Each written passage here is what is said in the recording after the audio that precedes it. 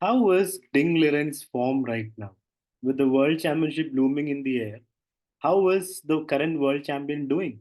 That's a question everyone has in the chess world. And this game that Ding Liren played in the World Rapid Team Championship, will alleviate some of the doubts. So it was a Catalan by Ding, and after Bishop is knight f3, castles takes.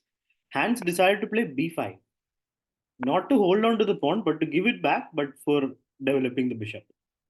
And now takes, material is even, and Hans sacrifices a pawn, kind of, because pawn take, bishop takes is still possible, but that would be bad for black. So pawn takes, knight takes, and queen can take on c4. So it is a pawn sacrifice by Hans Niemann. Hans is still just below 2600. Bishop d5, queen c3, knight e4, and queen e1. So Ding wins the pawn and goes back and says everything is fine, even though the two pieces are yet to be developed and the queen sitting on e1. c5. Hans plays actively. Ding plays bishop e3, knight b4, takes, and knight c3. So just in time, everything gets exchanged off. Hans goes for this position believing he has got the draw. Five pawns versus four with two minor pieces and two heavy pieces. Hans would count himself to draw this anytime. Rook d8, queen f4, bishop f6. And now e3, h6, h4. So from here, Ding slowly tightens the noose. Rook c8, knight e1. A nice way to reroute the knight to the beautiful c5 square. And if bishop takes bishop, knight would come to g2. Knight takes, and then game goes on from there. Rook. So Hans doesn't know what to do. He plays rook e8. He could have taken and gone rook c4, a slightly more active way to play. Rook e8, takes, and queen f3. Queen c4, queen e4, rook c8, and knight d3. The knight gets to go to the c5 square. If the bishop stops it, the knight jumps to the better e5 square. Rook a1, g6, king g2, queen d7, h5, g5, rook b1, queen c6. So Hans begs to exchange the queens. And rook comes active to b7. Rook c2, knight c5. King f8, g4. Rook a2, king comes active. And now knight d3, defending the f2 pawn so the king can go up even more. Great technique by Ding. Bishop e7, king e4. You can't play f5, takes. So what do? The bishop is just poor against his knight, and that's because of the extra pawn. King g7, f3, bishop d6, and knight e5.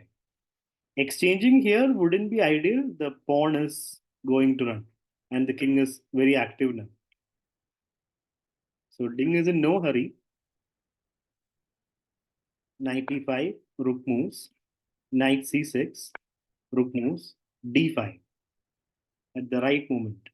The point being, if pawn takes, king takes, what will be the advantage for Ding? So let's say king takes. Now if rook d2 check, the king will have to come back. And with this situation, there is a target on f7.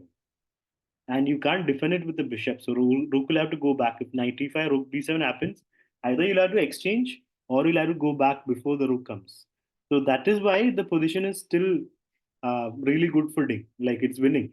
King f6, rook b6. Now the target is e6. Again, takes is a good position because f7 is a target. Bishop f2. Hans goes for counterplay. Takes. This is Hans's idea. Here, if he takes the knight d4 and the white strikes first, pawn gets defended. But he goes for rook c3, and here Ding plays pawn takes pawn. There was a nice win here for Ding. He could have pushed the pawn, but it's difficult to see it. The line is after pawn push, rook takes, king moves, pawn push, rook takes, king moves. Here, there is rook takes pawn, which is what might have discouraged Ding to go for this. But after knight takes, bishop takes, knight f5, h6 is falling. And the bishop is just useless against these pawns.